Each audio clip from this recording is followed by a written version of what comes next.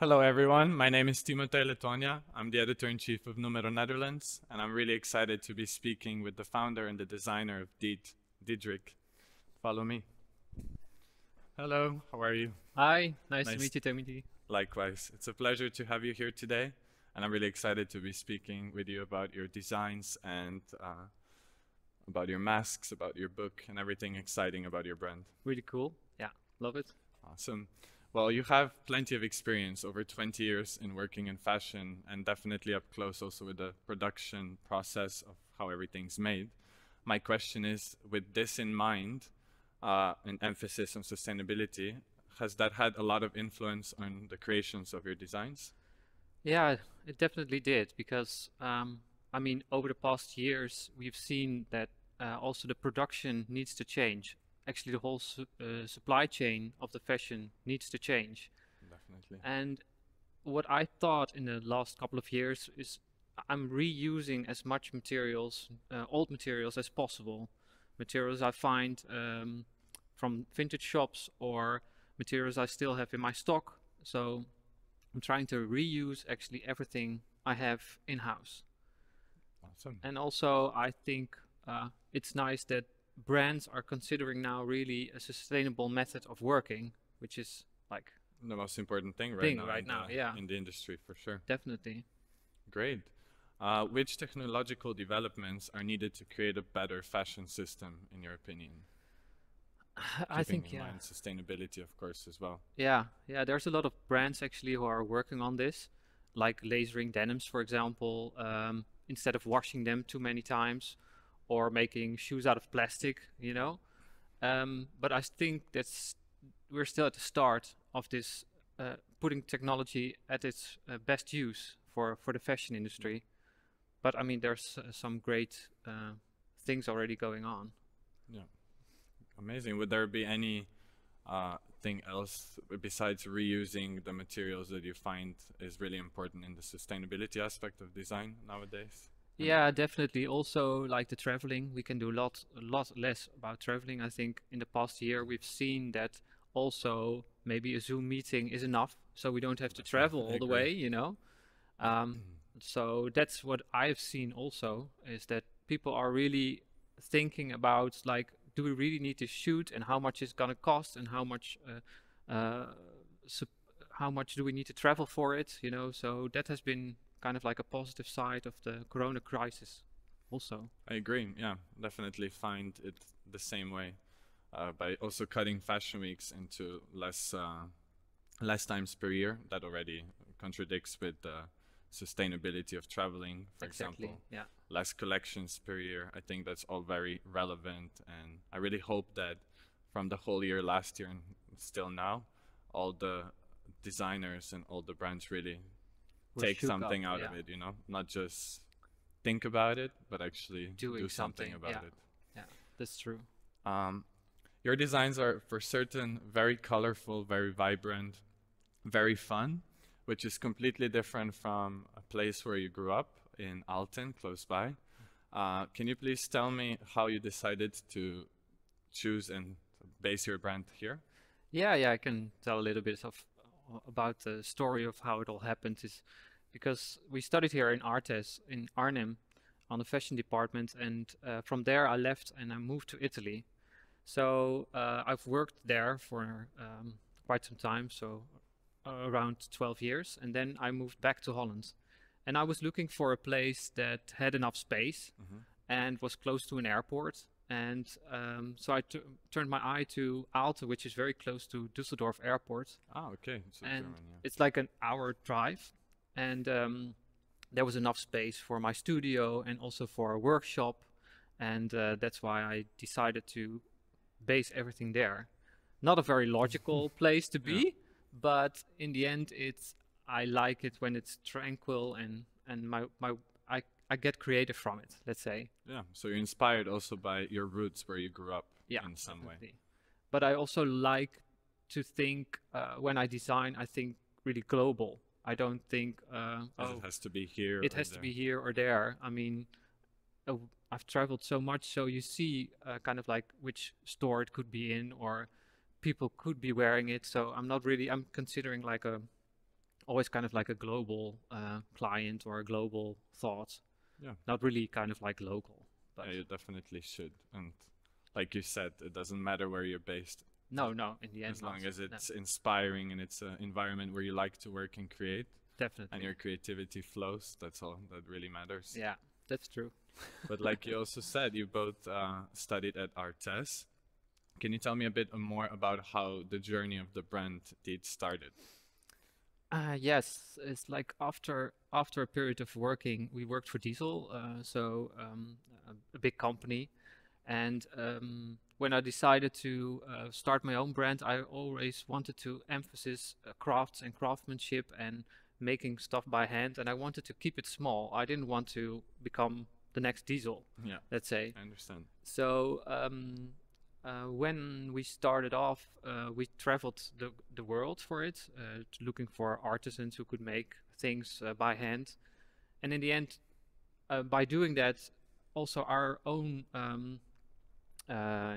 our own, we really wanted to work on our own also again. So we started to print also by hand again. And that was also kind of like the step which like gave a whole twist to the brand. By doing it ourselves, it also has a sense of craftsmanship, and yeah, it fits our story, let's say. That's why we are working at the moment like this. Amazing. How did studying at Artes help shape your brand? If Yeah, there's anything you'd like to add. it's definitely. I mean, it's the school is preparing you for lots of things. So you have to do your own pattern making. You have to stitch by yourself. You have to make everything yourself. So that's also how our creativity works. By making things, things start to appear, things create, and that's actually the biggest thing we've learned from Artes. Also, we make books for the presentations, and that's we still do for clients when we go to see a client or a company. We also make our own presentations and our books, and they're always like, "Oh, wow, I haven't Added seen value. this before." It's added value, yeah, definitely. I think that's for certain very important with everything creative, Yeah, especially. yeah. What is your brand's mission, and what are your plans for the coming season, or let's say the next chapter? It's funny because everything changed during Yeah. Corona, so we had to change our brand. We had to change the way we were working, but in the end, we got so much more out of it by reusing a lot of materials that were in the studio. So we are planning to move a bit organically in that way, Okay. and also. Exciting. Yeah, and we changed also a little bit the idea of mixing fashion and art together, because I'm doing also masks and painting my face, and we're making installations. So also that is becoming more and more part of our brand DNA. Um, it's like we are preparing collections in a very different way now, because we're making an installation and then we are printing some T-shirts together with it, like as if it's a rock concert or something. Yeah. And this approach is really new to us, and it's working. So, and people are liking it that way. So we're planning to move ahead in this way. Awesome. That's really, really exciting. I'll get to it right away, actually. There's a lot of emotions in your creation, so is in general in design. And with the masks, they're normally used to hide emotions. What is the story behind really creating the masks, and more of the creative inspiration? Yeah, that was a very good question. It's because I love the way that that it covers you up, but it also gives you another personality. You know, these masks, That's and true. that's also something I always liked to do, because I'm a bit from. I used to study theater when I was younger, and it also comes a bit from there, that you just want to put it on and you're a different character, let's say. Yeah.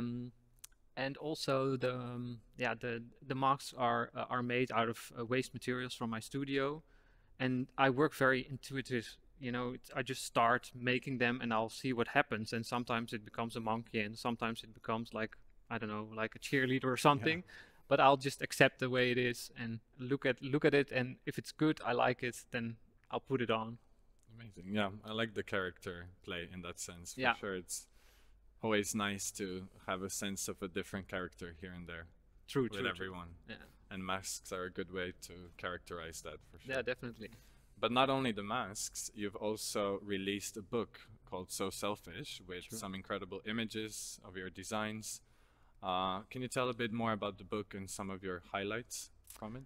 Yeah, of course. Well, the book is just basically all about fun because during my travels and when I was working in the last 10 years, I was always at some place and I thought, okay, this is a cool idea to just make some masks or make some outfits.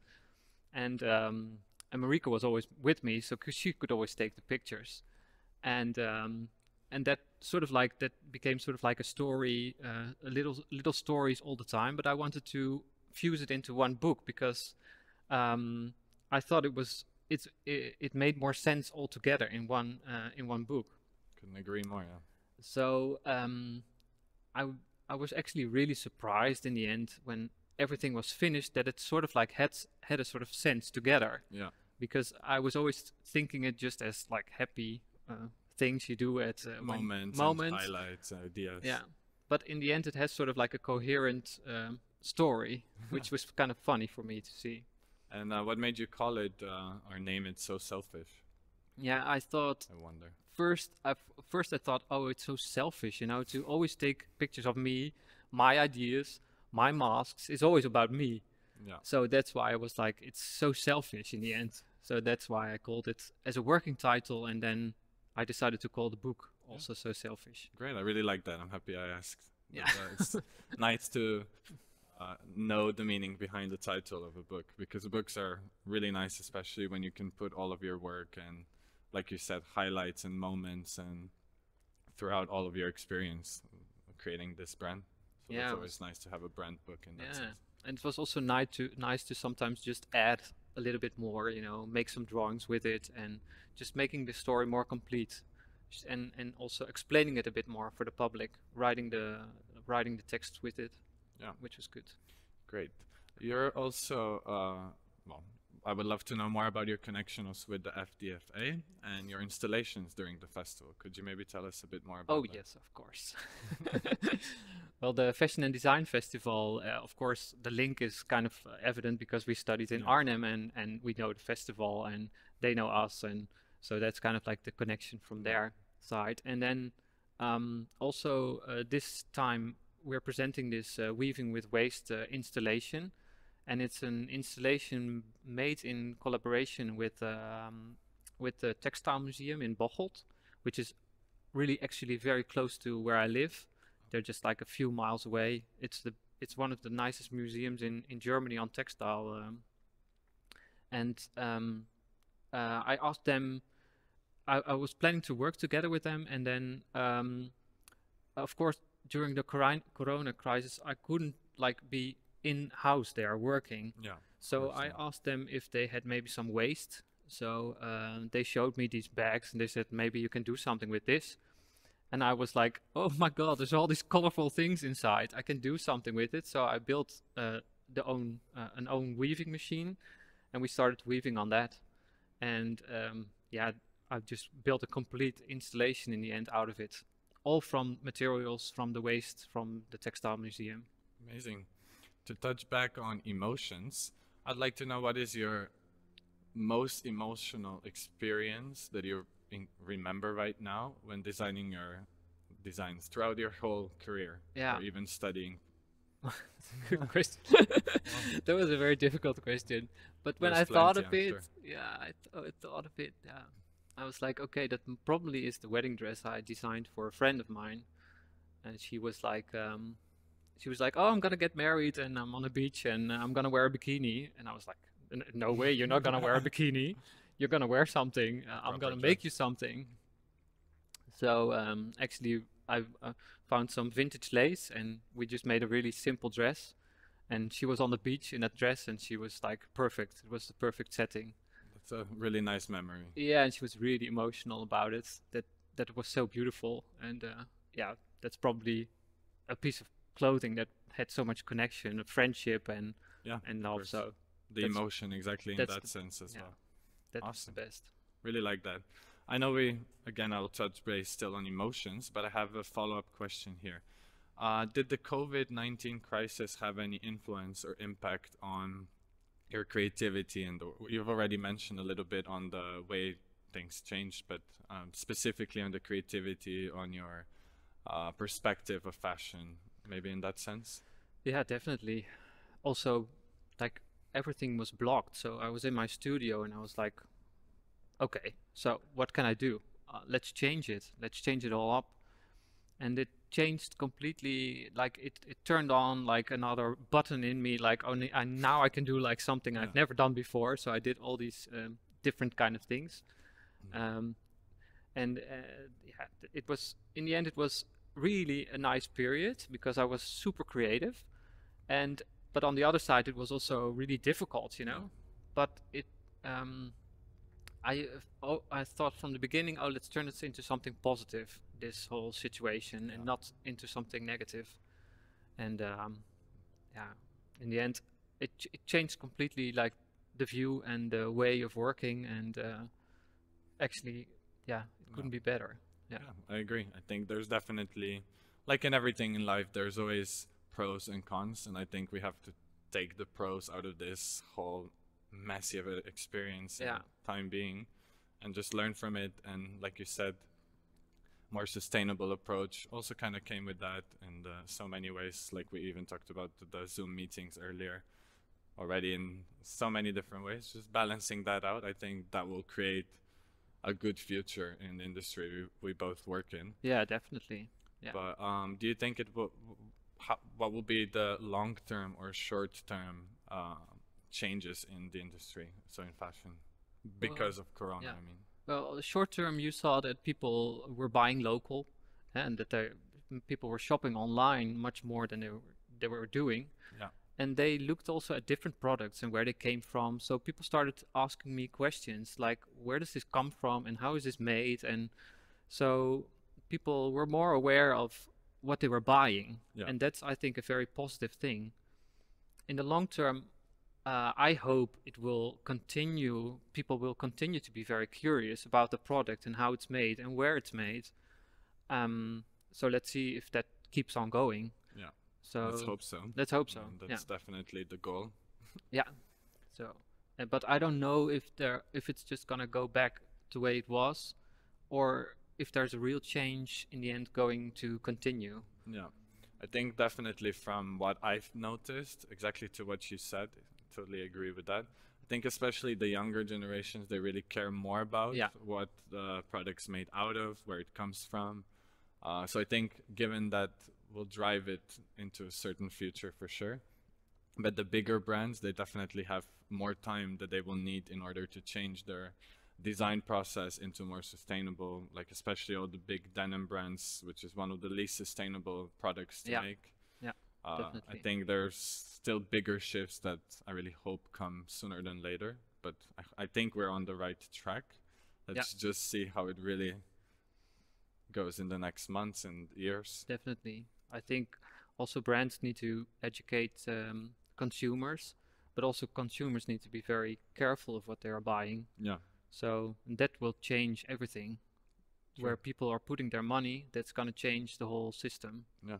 And let's not also forget the fast fashion, which is still one of the biggest things. You know, new collections every week, new products every week. I think these companies especially are the ones who can make that big shift into more sustainable future. How do we need technological developments to help us towards a better fashion system, in your opinion? I think technology, sorry. You need to put it on places where it's really where it's gonna work, you know? Like I've seen some examples that really do work, like for example the Adidas shoe, which is made completely out of plastic, but the product needs to stay cool and hip and also buyable. Yeah. So if something is sustainable, it also needs to look good and sell itself, you know? No. And that's a key thing to when you use technology to use it in the best way possible. Yeah, I agree. Definitely. In the sense of also the new machines, the new technology that is available for the design process, I think that's always going to keep on elevating, and I think that's going to make a impact for sure on the technological aspects of design Definitely. and manufacturing. Like what I like, for example, a lot is like the lasering denim. So you laser the denim now. You don't have to wash it anymore, like 3, 4, 6 times with a stone wash. You just do it by laser. It helps. It makes sense to do it like that. Yeah, I agree. Well, let me see. I think that's more or less everything. I'm Oh, really, really excited to take a look at your masks up close, maybe try it on, and connect to the characteristics that we talked about yeah. earlier. But Okay. really big pleasure speaking with you, and thank you for your time and for being here with us today. No, thank you for your good interview. Thanks. I appreciate that. And we're really excited to hear more and to see more of your designs. Thank you.